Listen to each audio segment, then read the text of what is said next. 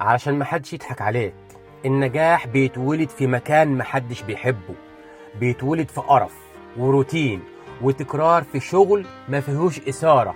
نفس المهمة كل يوم، نفس الغلط ونفس المحاولة، نفس اليوم اللي شبه اللي قبله، من غير تسقيف، من غير ما حد يقول لك كمل الله ينور.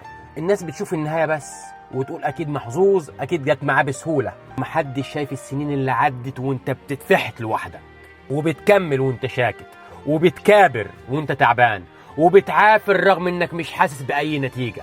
الحقيقة ان النجاح مش لحظة فرح، النجاح عادة رخمة، بس اللي التزم بيها كل يوم هو اللي كسب.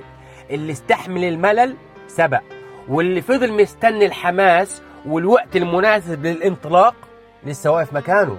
فلو حس ان اللي انت بتعمله دلوقتي ممل ومش باين له اي تمن، اطمن، انت غالبا واقف في المكان اللي بيصنع النجاح. انا بقول لك كمل، الطريق ده اخره مش تعب، اخره نجاح. ويا ريتنا كنا نلاقي حد زمان يقول لنا الكلام ده، كنا اطمنا. السلام عليكم.